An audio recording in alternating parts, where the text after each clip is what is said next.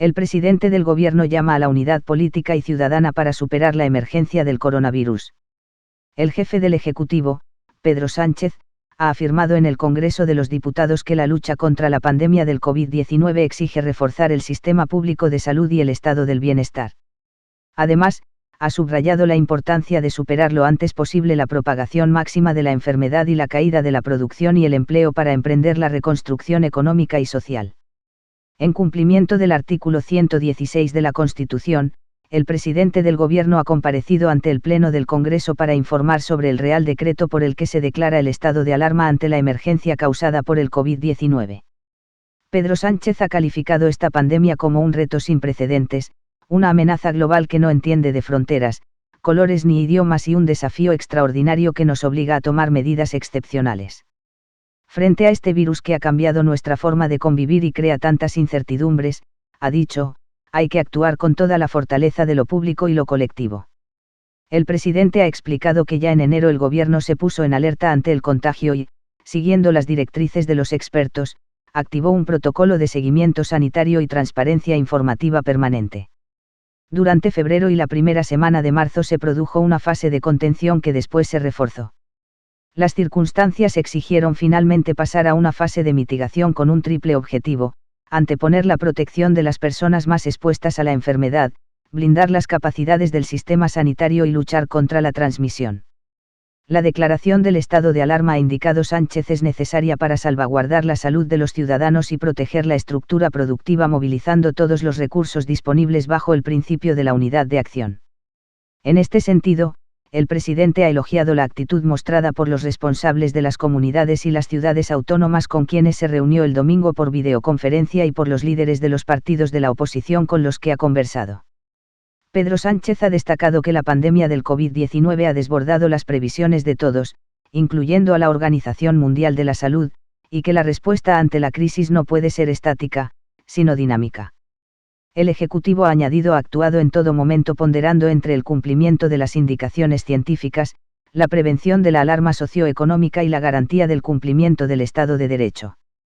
La primera lección de esta emergencia, ha expuesto el presidente, es la necesidad de proteger el sistema público de salud y reforzar el estado del bienestar. Es el bien más precioso que poseemos como país, es la mayor conquista de nuestra democracia, junto con ella misma, es el mayor logro colectivo que atesoramos. Sánchez ha avanzado que, cuando acabe la situación de emergencia, el Gobierno impulsará una comisión de estudio y evaluación que analice la situación de la sanidad pública y elabore un libro blanco para lograr que esté bien dimensionada e implantada en todo el territorio. Además, ha subrayado que una buena sanidad requiere un uso eficiente de los recursos, pero también la financiación que solo puede proveer un sistema fiscal justo. Cuando llega una emergencia como esta nos damos cuenta con más claridad de las carencias, pero las carencias existen todos los días, ha apuntado. El presidente ha asegurado que la pandemia está revelando igualmente la importancia de implantar al máximo la educación a distancia y subsanar en esta legislatura el retraso en la aplicación plena de la ley de dependencia. Muchas gracias, presidenta. Gracias, Valentina. Y por extensión quiero agradecer a todos los trabajadores y trabajadoras del Congreso de los Diputados su presencia hoy aquí para poder celebrar este pleno.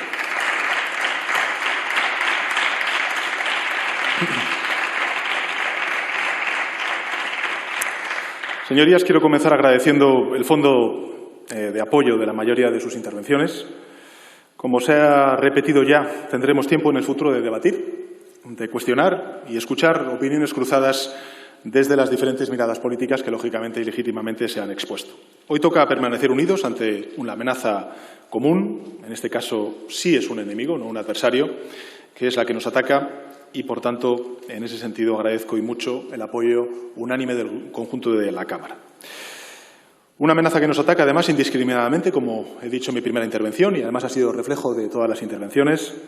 No hay mayor ejemplo simbólico de la falta de ideología del COVID-19 que ver cómo han sido infectados compañeros y compañeras nuestros de todos los partidos políticos aquí presentes.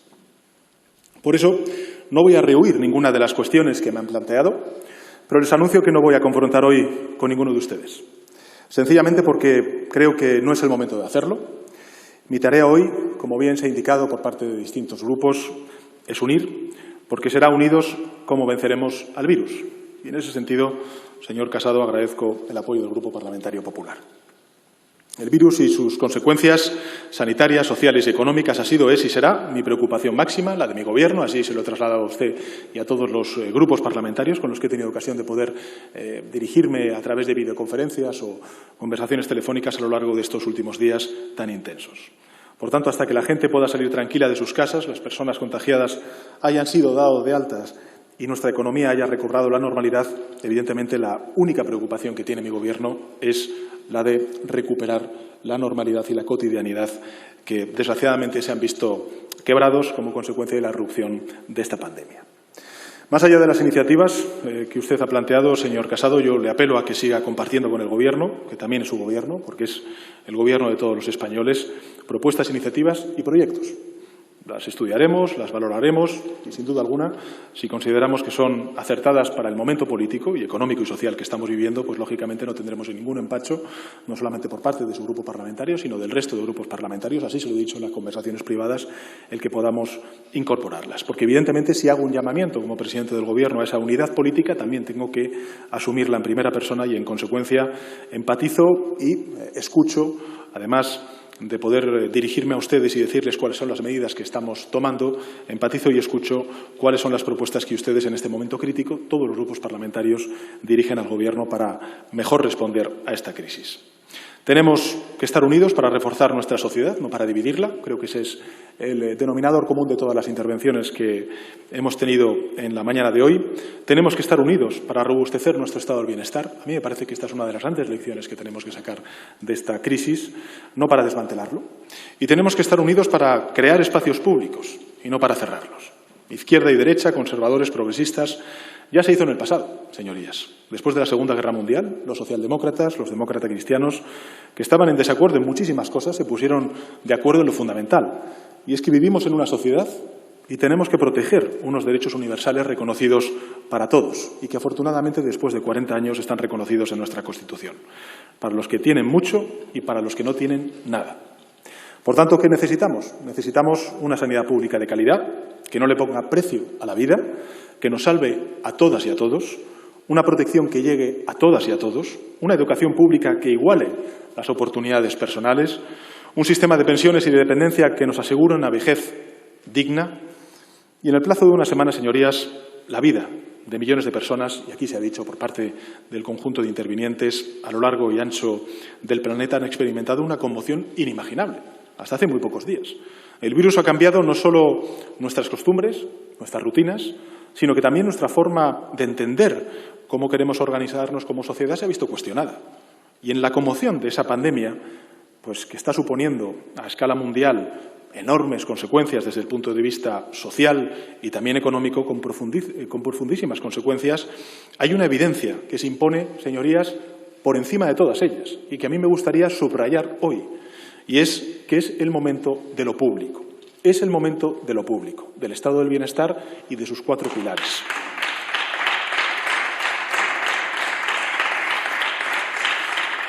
Lo hicimos, tenemos que hacerlo y ya ha llegado el momento de hacerlo. Señores del Grupo Parlamentario de Vox, lo primero que quiero desearles es una pronta recuperación de su presidente, del señor Abascal, con quien además he tenido la ocasión de poder hablar directamente durante estos días y a quien agradezco sus propuestas en esta emergencia. A él y a todos los representantes de su grupo parlamentario que estén infectados les deseo una pronta recuperación. Y además les doy las gracias por apoyar el decreto de alarma y los reales decretos leyes que podamos traer a esta Cámara para responder a la crisis social y económica derivada de las duras medidas que tenemos que hacer en el ámbito del estado de alarma. Yo les emplazo a que sigamos manteniendo ese canal de comunicación que hemos abierto y les aseguro que seguiremos escuchando sus propuestas y atendiendo a todas aquellas que veamos interesantes, viables y efectivas. Sí que me gustaría que reflexionaran sobre algunas de las cuestiones que quizá nos deja esta crisis en la que estamos ahora mismo inmersos, ¿no? Por ejemplo, que piensen en la importancia de la palabra de nuestros científicos, de los expertos, que nos hablan de una pandemia global que no entiende de fronteras, para que comprendan que el virus no discrimina por el color político ni el color de la piel, para agradecer la labor de la doctora o del doctor que les atiende, tenga el acento que tenga y sea el color de piel el que sea. Quienes critican a las ONGs, incluso quienes tachan y descalifican a esas ONGs diciendo que son chiringuitos, pues hoy muchas, como están pudiendo comprobar sus señorías, pues se están encargando de labores ingentes para ayudar precisamente a los más vulnerables. España es un gran país que se hace cada vez más fuerte cuanto más resiste y difícil es el desafío. Hay una cuestión también, señor Espinosa de los Monteros, que me gustaría trasladarle. Mire, en lugar de buscar culpas y reproches, usted puede trabajar con nosotros por aportar, para descubrir en qué ha fallado nuestro conocimiento científico, qué cosas no sabíamos del virus y de su comportamiento y por qué no las sabíamos, incluido que quizá no había forma de saberlas hasta que no han sucedido. Eso es lo que tiene una crisis. Usted puede trabajar con nosotros y su grupo para reforzar el único dique que tenemos frente a esta emergencia y frente a cualquier otra emergencia de salud, que es un sistema público de salud eficiente, bien dotado y bien financiado. Bien financiado, señor portavoz de Vox. Hoy usted está diciendo cosas que hubieran sido muy útiles hace 3 semanas y las dice con un conocimiento y con una precisión que hace 3 semanas pues nos hubieran venido muy bien. O incluso hace 2 semanas. También nos hubieran venido muy bien, señoría. O incluso hace 1 semana. Y no es el único. Eso que le pasa a usted es un fallo muy propio de la humanidad, lo he dicho antes en mi primera intervención, que se llama sesgo de retrospección. Usted, a toro pasado, cree que hace unas semanas sabía lo que ahora sabe. Usted cree que hace 2 semanas sabía que hoy tendríamos más de 10.000 personas contagiadas, registradas. Usted cree que hace 2 semanas sabía que había que tomar medidas tan duras como las que hemos tomado. Usted cree que sabía todo eso, señoría, pero no lo sabía. Porque si usted lo hubiera sabido con la precisión que ahora lo sabemos todos, pues yo estoy convencido de que usted lo hubiera dicho y nos hubiéramos enterado todo el país. Y no solamente el país, sino la humanidad. Usted habría presentado una proposición de ley articulada en el Congreso de los Diputados, con las medidas precisas, detalladas, pero hace 2 semanas usted no presentó nada parecido, señoría, porque no sabía muchas cosas que nadie sabía. Usted no las sabía, pero tampoco lo sabíamos los demás. No lo sabíamos los gobernantes de toda la humanidad, ni tampoco tenían una plena certeza los expertos que nos marcan el rumbo, que están infinitamente más preparados que usted y que yo para saberlo. Ahora es fácil predecir el pasado, pero el reto sigue siendo predecir el futuro, señorías, anticiparse. Y esa es una misión tan difícil como necesaria. En ello estamos volcados, señoría, nosotros en el futuro, y lo que espero es que usted no esté volcado solamente en el pasado. Necesitamos aprender, señorías, de lo que no ha funcionado y también de lo que funciona. Y, por desgracia, tenemos que actuar hoy sin saber las cosas que sabremos dentro de un mes y que entonces no parecerán, o mejor dicho, nos parecerán de sentido común. La soberbia es incompatible con el conocimiento y necesitamos mucha humildad, señorías, porque tenemos muchas incógnitas que resolver cada día. Como presidente del Gobierno, esa humildad, señorías, a todos los intervinientes se lo digo, siempre será mi guía de actuación y encontrará en mí, usted, como el resto de portavoces, a una persona leal que le ofrecerá la máxima colaboración porque España se construye desde el Gobierno y también desde la oposición. Sí me gustaría aprovechar, tras escuchar a los portavoces del Grupo Parlamentario Popular y del Grupo Parlamentario de Vox, para hacer algunas reflexiones sobre las consecuencias económicas de esta emergencia y sobre cómo debe ser nuestra respuesta como país. Les hablé ayer, por cierto, señor Casado, que usted hace referencia a que, en fin, las cotizaciones al 0%. Nosotros no solamente hemos hecho eso, sino que además a los autónomos que tienen una caída de ingresos de hasta el 75%, pues no van a tener que cotizar, y van a tener además derecho a una prestación e incluso aquellos que tienen trabajadores a cargo van a poder acogerse a los ERTE, simplemente para tener, digamos, esa puntualización a la propuesta que usted ha hecho, que hemos ido más allá de lo que usted inicialmente ha propuesto desde esta tribuna. Pero les hablé ayer, y lo he hecho también hoy, sobre la necesidad de impulsar para el año que viene unos presupuestos de reconstrucción social y económica, porque es evidente que estamos ante una situación puntual, coyuntural, que lo que esperamos es que la economía española rebote, como la economía europea también rebote, en V y no en L, y en consecuencia necesitaremos esos presupuestos de reconstrucción social y económica. Y me gustaría saber si ustedes, además de apoyar el Real Decreto del estado de alarma y los reales decretos leyes que vamos a poner en marcha para amortiguar el golpe de este frenazo en seco, están dispuestos a hablar al menos, a poder negociar unos presupuestos de reconstrucción social y económica que, ya les adelanto, aspiramos a que cuente con el mayor consenso posible de esta Cámara. Algunos apuntes históricos, señorías, que creo que podrían hacer reflexionar al conjunto de la Cámara para que entendamos el por qué debemos dar una respuesta inteligente, como bien ha dicho antes uno de los portavoces, de estas características en materia económica como paso siguiente cuando venzamos unidos al virus. Señorías, este era el cuadro. Esta fue la respuesta hace 41 años. En 1979, la inflación en nuestro país superaba el 26%, una cifra absolutamente inimaginable en el día de hoy. Y la crisis política corría en paralelo a la crisis económica, iniciada en 1973, acordarán ustedes, los más veteranos, con el alza de precios del petróleo. Fue, además, un año récord en conflictividad laboral. Sin embargo, con la firma de los pactos de la Moncloa, España puso fin a la espiral de inflación, encarriló su ingreso en la Unión Europea y modernizó su economía en tiempo récord para convertirse en una de las economías más sólidas de nuestro continente. La unión de todos, señorías, lo hizo posible. En 1999, si cambiamos de, país, una prestigiosa revista anglosajona internacional, The Economist, describió a Alemania como textualmente el hombre enfermo de Europa, en 1999. El crecimiento económico era más bajo que en el resto de la eurozona, el desempleo seguía siendo persistentemente alto y las exportaciones alemanas habían disminuido cuando sus grandes mercados tradicionales, Asia y Rusia, se habían desplomado.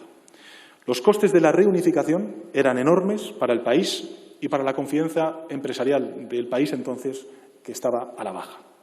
De todas las economías que habían atravesado la crisis de comienzos de los años 90, la alemana era percibida como un potencial lastre de futuro para la futura eurozona. En menos de una década, señorías, Alemania se convirtió en la auténtica locomotora económica de Europa. Con sacrificio, con unión, con inteligencia, Alemania desafió las predicciones más sombrías de medios prestigiosos y de analistas varios, y su economía lideró, como lidera el crecimiento económico después de una profunda depresión en muy poco tiempo. En Alemania, de hecho, tras el final de la Segunda Guerra Mundial, se decía textualmente: si la guerra ha sido dura, la paz será un infierno. En un tiempo récord, Alemania se sobrepuso y puso en pie una de las economías y un estado del bienestar de los más poderosos del mundo. ¿A dónde quiero ir a parar, señorías? ¿Cuál es la conclusión? Para mí es clara. En algunas ocasiones las recesiones son la causa de desequilibrios acumulados macroeconómicos durante años, como en la crisis de 1929 o como la crisis financiera internacional del año 2008. En otras ocasiones las recesiones son la causa de un evento sobrevenido, global o incierto, como es el caso de una guerra o del COVID-19.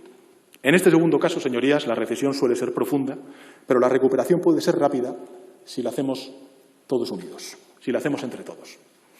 Los ciclos económicos, señorías, no mueren de viejos, sino que se agotan por la acumulación de desequilibrios. Antes de esta emergencia, nuestra economía crecía de manera equilibrada, es verdad que ralentizada como consecuencia del deterioro económico internacional, por lo que es razonable pensar que tendrá alguna resiliencia ante un evento de este tipo que desgraciadamente estamos sufriendo. No es lo mismo que el COVID-19 infecte un organismo débil y vulnerable a uno sano y robusto. Y cabe pensar que lo mismo puede ocurrir con las economías. No es lo mismo un shock de este tipo en una economía en recesión que en una economía que crecía de manera equilibrada y cuyo ciclo expansivo no estaba agotado, como era el caso de España. Tenemos, en consecuencia, el equipo, las bases y la voluntad de diálogo de hacerlo entre todos, señorías. A los portavoces del Grupo Confederal de Unidas Podemos quiero darles las gracias por la coordinación y por la unidad de acción que muestra su grupo y que además es lo que necesita nuestro país. La unidad es lo que parará este virus, usted lo ha dicho, señor Echenique, también el representante del Grupo Parlamentario de Unidas Podemos, y creo que tenemos que seguir remando juntos. Tenemos ese mismo empeño. Antes de que todo esto ocurriera, había una dirección común a la hora de proteger al ciudadano, a la ciudadana, frente a uno de los derechos fundamentales, como es el de la vivienda. Somos conscientes de que es un punto sensible para la ciudadanía, como lo es también el de la sanidad y el de la educación. De esto también tenemos que ocuparnos, porque sabemos que cualquier emergencia afecta a los más vulnerables que sienten que siempre pagan los mismos. Y este país no repetirá los errores del pasado, señorías. No dejará a sus ciudadanos desprovistos de sus derechos fundamentales.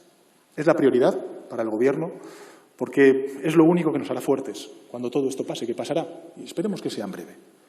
A los más desfavorecidos, a los que están en situación de dependencia, a los más débiles.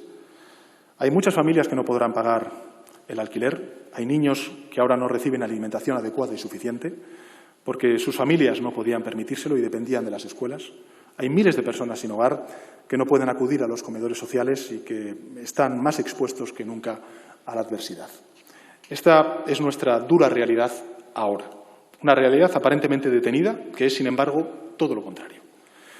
Es la lucha frenética de un pueblo entero contra un enemigo único.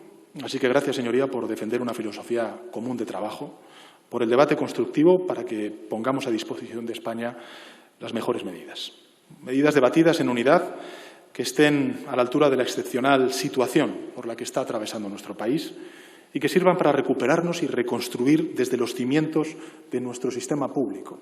No me cansaré de decirlo, señorías, creo que es muy importante, es la hora de lo público, es la hora de reivindicar y de reforzar, cuando pase esta pandemia, lo público y también nuestro Estado de Derecho. Ahora más que nunca, nuestro país nos necesita. Sigamos unidos, señorías, sigamos trabajando en unidad para parar el virus y también para avanzar. Señor Rufián, señoría, yo, como siempre, pues agradezco y escucho los argumentos de su grupo parlamentario y de su señoría. Quiero agradecerle personalmente el contacto que hemos mantenido durante estos últimos días y poner la realidad de las personas muy por delante del debate político, como ha hecho usted desde esta tribuna. Porque ese es precisamente lo que más claro debe tener y debemos tener todos. Estamos trabajando todas y todos, sin distinción alguna, para salvar vidas. Esto es así. Queremos salvar vidas, ni más ni menos, y para garantizar el bienestar de nuestros compatriotas. Usted sabe además que este Gobierno es un defensor a ultranza de la descentralización y del más absoluto respeto de las competencias territoriales. Aquí se me ha criticado por no haber adelantado y anticipado el estado de alarma. Y yo ayer en la comparecencia decía precisamente eso. Decía que no es cierto, que el Estado siempre ha estado presente, porque el Estado no es solamente el Gobierno de España, son las comunidades autónomas, son las diputaciones provinciales y también son los ayuntamientos. Y el ministro de Sanidad ha estado en contacto permanente y coordinando precisamente desde el Departamento de Sanidad todos y cada una de las consejerías de las distintas comunidades autónomas. Y si tomamos esta decisión es precisamente porque hemos visto que esta es una dinámica diferente, mucho más intensa, que la crisis no es estática y que tenemos que ir adaptando los instrumentos de respuesta por parte del Estado a la expansión de la pandemia. El estado de alarma, señor Rufián, tenga usted la garantía de que no se plantea como un demérito y como un reproche a la coordinación extraordinaria y sobresaliente que hemos tenido desde el Ministerio de Sanidad con todas y cada una de las comunidades autónomas y, en particular, con sus responsables al frente de la sanidad.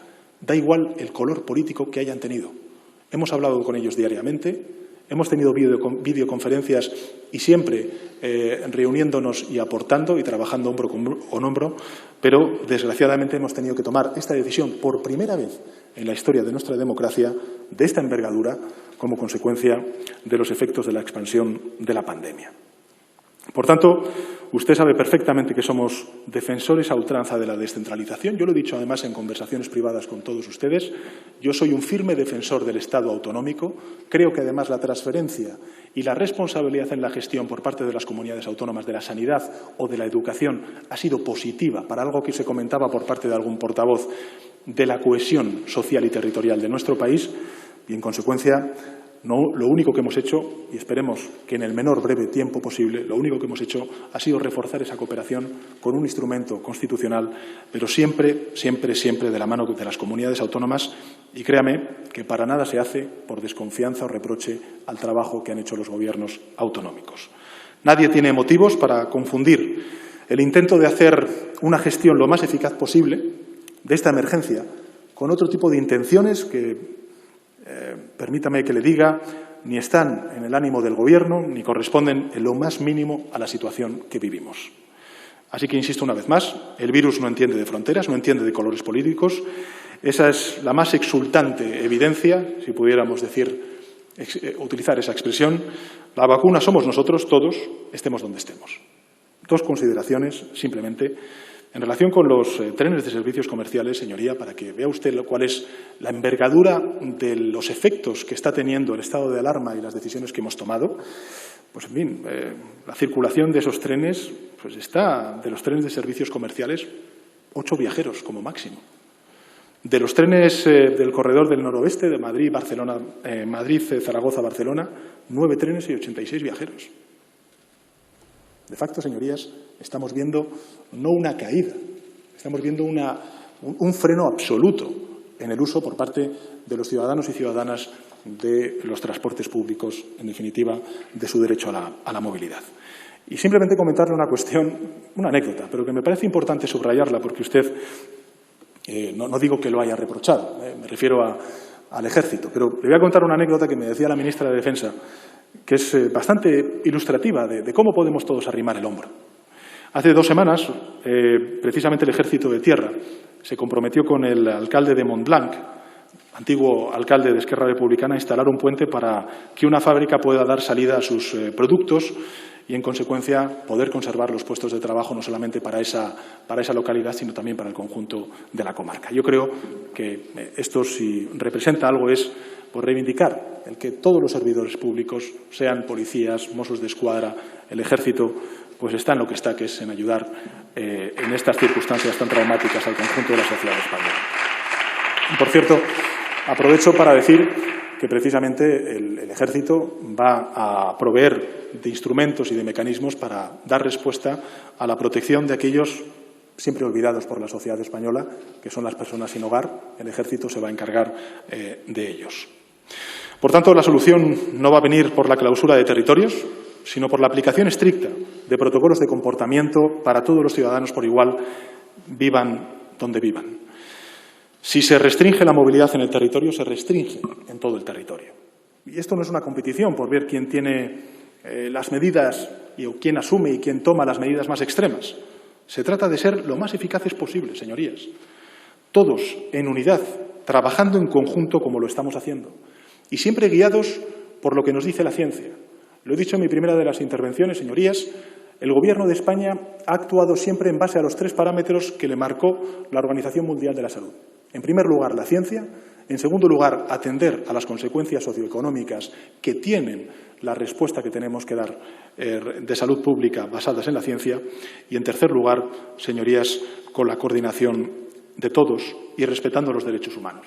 Y creo que en ese difícil equilibrio, señorías, entre decretar el estado de alarma, garantizar la salud pública y respetar los derechos fundamentales y las libertades por las cuales ahora mismo nosotros tenemos una democracia y están reconocidas en nuestra Constitución, me parece que es un ejercicio sano, prudente, equilibrado, que nos permitirá responder con la máxima eficacia a este desafío. Yo reivindico la democracia española, señorías. Creo que, además, en este momento, hasta incluso con este Parlamento vacío, tenemos que reivindicar la democracia española porque nos dota de instrumentos eficaces que no solamente garantizan la proporcionalidad en la respuesta ante una pandemia inédita en el mundo y también en nuestra democracia, sino que también nos da respiro, alivio y calma y confianza de que cualquier decisión que hagamos siempre por parte de los gobernantes tiene en mente el privilegio y anteponer los derechos fundamentales de todos y cada uno de los ciudadanos.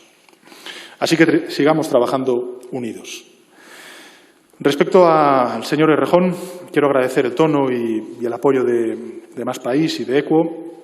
Yo le agradezco la comprensión, así como las propuestas que nos ha trasladado. Sabe que coincidimos en muchos aspectos. Sabe que contamos con uno de los mejores sistemas sanitarios del mundo. Contamos con 330.000 profesionales médicos y de enfermería que prestan sus servicios en 466 hospitales, en 13.000 centros de atención primaria. Son profesionales numerosos, contamos con una ratio de médicos por habitante superior a la media europea, y esto me parece muy importante también subrayarlo en el día de hoy, y sobre todo están bien formados, son competentes y son capaces. Sostienen uno de los sistemas sanitarios más prestigiosos y eficientes del mundo, según todos los indicadores especializados, no es una opinión, es un hecho. Son el escudo más seguro que tenemos contra enfermedades comunes y también en caso de emergencia sanitaria, como la que desgraciadamente está sufriendo nuestro país. Y no hay mayor justificación para que ahora más que nunca protejamos y reforcemos nuestra sanidad pública, nuestros servicios públicos, como es el momento actual. Este Gobierno, no le quepa duda, señorías, es muy consciente de cuánto estuvieron junto a las mareas, cómo lo estuvimos todos, y desde luego vamos a estar con nuestros profesionales de la salud, como también con el resto de los pilares del Estado del Bienestar. El Gobierno ha ido tomando medidas proporcionales, señorías, quiero trasladárselo, y de acuerdo con las recomendaciones de los científicos y de los técnicos. Absolutamente. Hemos sido alineados absolutamente, con la máxima transparencia informativa, también a todos los grupos, a todos los consejeros, a todos los medios de comunicación. Hemos informado convenientemente a los líderes de los partidos políticos, tuvieran 120 escaños, tuvieran un escaño, a todos los partidos políticos hemos ido informando convenientemente. Y, por supuesto, podemos entender que ahora mismo toda medida resulta insuficiente, pero hace solo una semana podría haber resultado exagerada. Reducir las libertades es algo que un gobierno en democracia solo puede hacer cuando sea absolutamente necesario. Y esto me parece muy importante subrayarlo en las Cortes Generales, en este Pleno del Parlamento. Nos hemos enfrentado a muchas cosas por primera vez, señorías. En estos últimos años nos estamos enfrentando a muchas cosas por primera vez. Y esta también es la primera vez que el Estado social y democrático de derecho se enfrenta a una pandemia de estas características, y por eso es muy importante el camino que estamos abriendo. Por eso es decisivo, determinante, el que seamos muy conscientes de que estamos abriendo un precedente. El Gobierno, quiero que lo sepan todos los grupos parlamentarios, es muy consciente de ello. Las medidas extraordinarias son para circunstancias extraordinarias. Y ante un desafío global, pues tenemos respuestas globales. El estado de alarma afecta a derechos fundamentales, al sistema de distribución competencial, y el Gobierno de España, señorías, lo ha hecho cuando ha considerado que era conveniente hacerlo, guardando ese equilibrio difícil en un Estado compuesto como el nuestro y, lógicamente, también salvaguardando los derechos fundamentales y las libertades que vienen reconocidas en nuestra Constitución. Señorías, el Gobierno ha movilizado todos los recursos disponibles, civiles, militares, públicos, privados, para superar esta crisis, que la vamos a superar, y sigue empeñándose, como nunca en 40 años de democracia, en que un Gobierno que no había tenido, digamos, que hacerlo en este país, pues salvaguarde la única cosa importante ahora, y es lo público. Por eso, también de la explicación de algunas de las medidas que tomamos la semana pasada, como habilitar al Ministerio de Sanidad de un fondo de contingencia con 1.000 millones de euros, o de anticipar las entregas a cuenta a las comunidades autónomas para que ellas mismas también tengan un colchón financiero que poder dirigir, en la medida que ellos estimen conveniente, a proteger el Sistema Nacional de Salud en sus manos. No vamos a dejar a nadie atrás, tomaremos las medidas necesarias cuando sean necesarias y espero que pueda contar con el apoyo de su grupo. Ya se han tomado medidas para que las personas contagiadas o en situación de confinamiento puedan tener garantizados sus ingresos. Eso se hizo ya la semana pasada, y también en el día de ayer para la gestión de los ERTEs que protejan los empleos. Y en el Consejo de Ministros de este martes, día 17 de marzo, se tomaron medidas extraordinarias que competen al tejido productivo, como saben. En fin, es que creo que es muy importante también subrayarlo. Es que son 200.000 millones de euros. 100.000 millones de euros en recursos públicos, a los cuales hay que sumar casi 25.000 millones de euros entre lo que hicimos ayer y lo que hicimos la semana pasada de aportación pública. Más luego, lo que se pueda movilizar en el ámbito privado. Estamos hablando de la mayor movilización de recursos de la historia de nuestra democracia. 20 puntos del Producto Interior Bruto, señorías. Y seguiremos siendo exigentes con Europa, señor Esteban, no le quepa duda. En la sala de espera de cualquier hospital nos damos cuenta de que la enfermedad no atiende a género, a territorio ni a ideología. Este es un desafío humano, señorías. Así que trabajaremos sin descanso para atender todas y cada una de las necesidades que se presenten, las particulares y las colectivas. Estamos escuchando, estamos empatizando, y no dejaremos de escuchar, de empatizar, para ponernos al servicio de la complejidad de esta dura realidad que esperemos acabe cuanto antes. Así que cuento con su apoyo. Y somos conscientes de los nuevos peligros que atentan a las personas sin hogar, a las mujeres, a la población infantil que no tiene cubiertas sus necesidades básicas. El confinamiento, señorías, aquí se ha dicho, es una prueba muy dura para una población como la nuestra, que vive en apartamentos de 25, de 20 metros cuadrados, que quizá durante estos primeros días, estos 4 días de confinamiento, de estado de alarma, pues lo vivan como una novedad, pero conforme pasen los días va a ser muy duro. muy duro. Y quiero, como presidente del Gobierno, empatizar y solidarizarme con todas las familias, porque las medidas que hemos tomado son medidas muy duras, muy contundentes, que evidentemente restringen y limitan los derechos fundamentales de los ciudadanos, pero que consideramos son esenciales para contener la pandemia. Hay gente que está sola, señorías, aquí se ha dicho. Hay personas dependientes, con necesidades especiales, que ahora mismo no pueden acceder a los servicios básicos. Hay personas que no tienen a dónde ir. Lo sabemos, señorías, lo sabemos. Salir reforzados de esta pandemia significa reforzar la estabilidad de un país entero, de todos sus habitantes, de todo su territorio. Aquí se ha hablado de la España vaciada y yo también me solidarizo y empatizo con esa realidad. Ese es el reto que se nos presenta y al que estamos haciendo frente, de manera humilde y también con el concurso de todos ustedes. No cejar en el empeño de atender a todas y a todos, de que todos estemos protegidos. Señor Esteban, antes de todo quiero agradecerle también el tono y todo el esfuerzo que el País Vasco, que Euskadi está haciendo, cada ciudadano, cada profesional sanitario, cada persona con todo su esfuerzo y con toda su generosidad.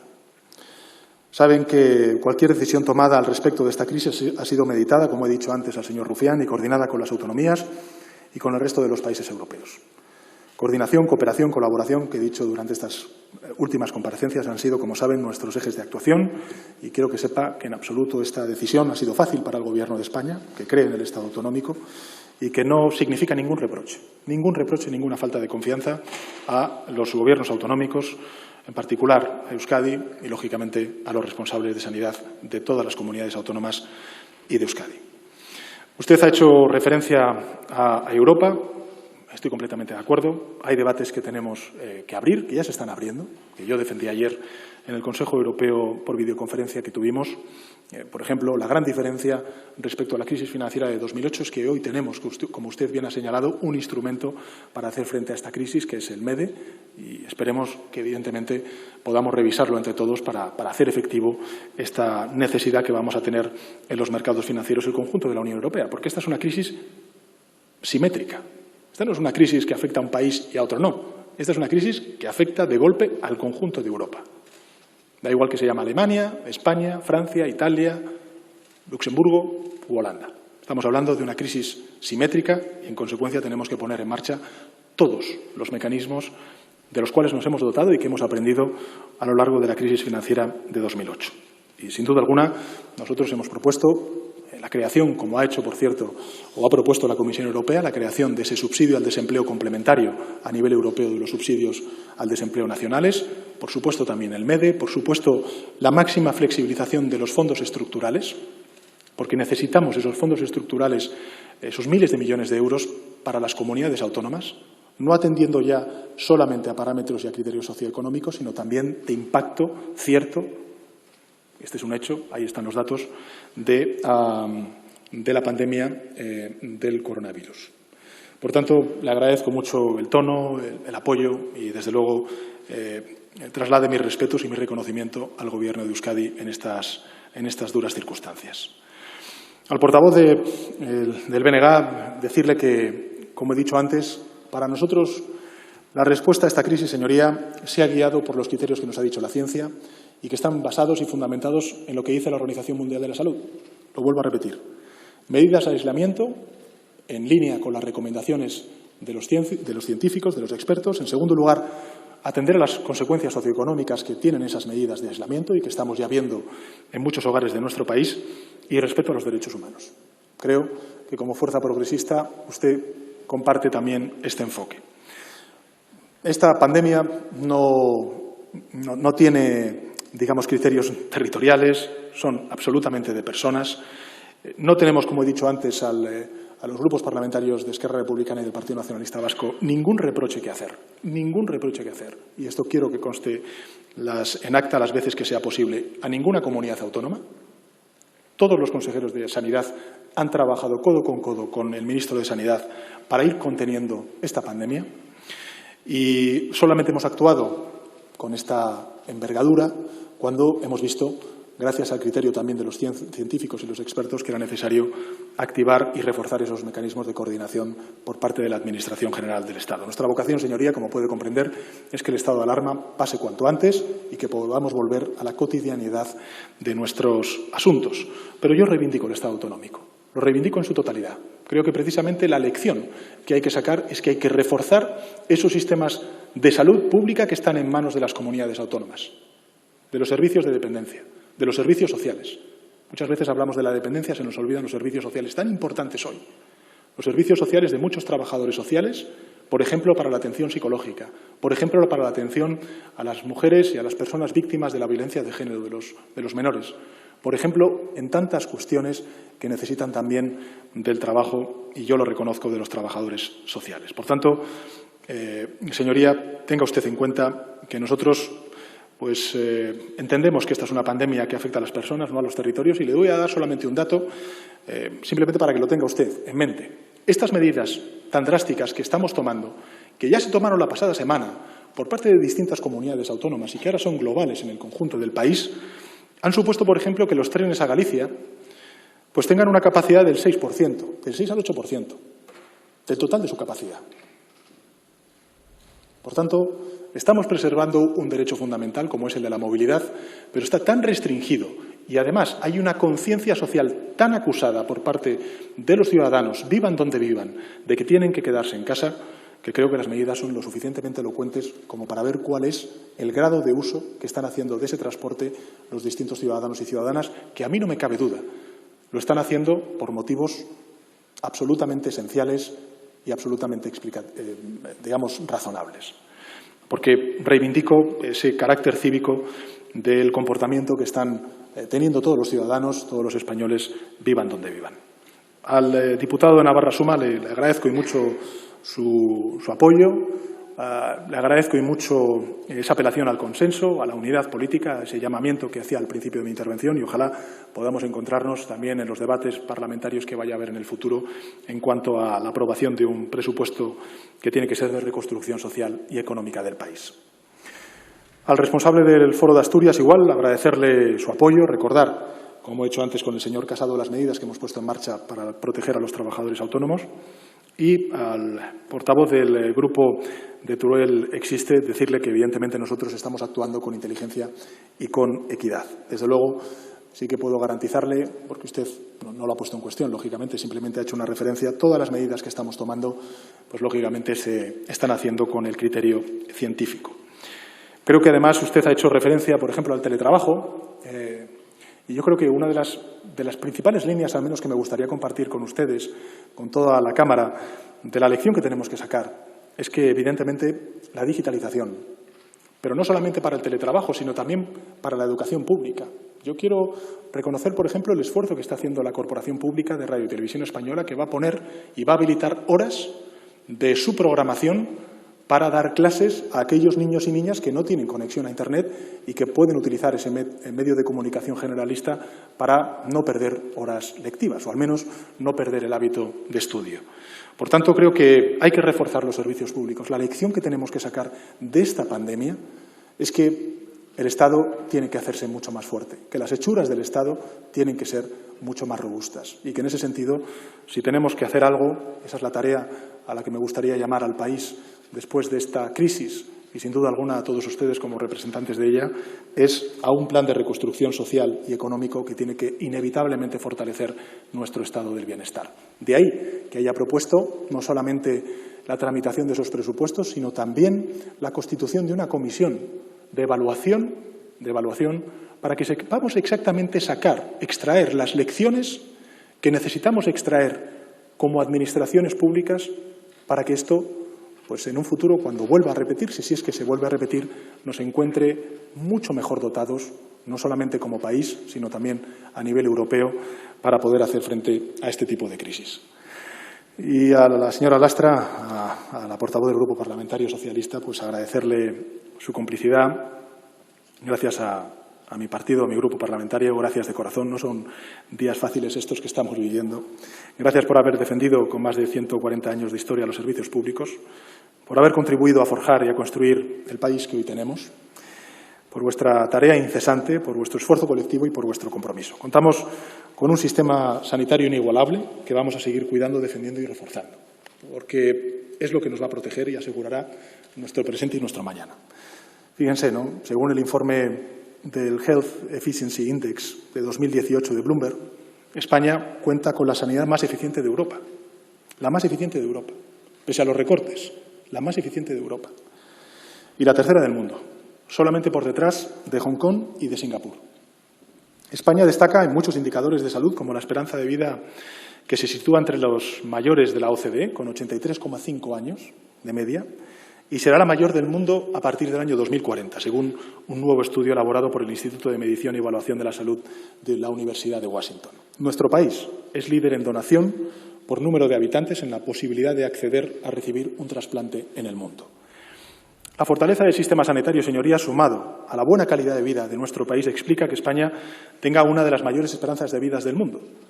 En concreto, la más alta de la Unión Europea, la tercera mayor del mundo, como he dicho antes, tras Japón y Suiza, con una media de 83,1 años según la Organización Mundial de la Salud. Sigamos cuidando nuestro país, señorías.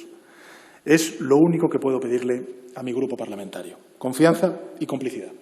Sabéis que contamos con uno de los mejores sistemas sanitarios del mundo, con profesionales numerosos, con una ratio que he dicho antes, competentes, capaces, son el escudo más seguro. Yo diría más que el escudo, la red más segura contra las enfermedades comunes y también en caso de emergencia sanitaria como la actual. No hay mayor justificación para que ahora, más que nunca, protejamos y reforcemos nuestra sanidad pública, nuestros servicios públicos. También tengo que decirles, señorías, que reducir las libertades es algo que un gobierno en democracia solo puede hacer cuando sea necesario, absolutamente necesario. Nos hemos enfrentado a muchas cosas por primera vez, señora Lastra, usted lo sabe bien, y esta también es la primera vez que el Estado se enfrenta a una pandemia de estas características. Las medidas extraordinarias son para circunstancias extraordinarias y, en consecuencia, lo que le quiero decir es que nosotros, en este estado de alarma que afecta a los derechos fundamentales y a la distribución competencial, lo que queremos es, precisamente eso, guardar una respuesta proporcionada, eficaz y equilibrada. En definitiva, señorías del Pleno, señora Lastra, nuestro ámbito de actuación y nuestra voluntad es no dejar a nadie atrás. Vamos a seguir tomando medidas necesarias cuando sean necesarias y agradezco de nuevo el apoyo de todos ustedes. Muchas gracias, señor presidente.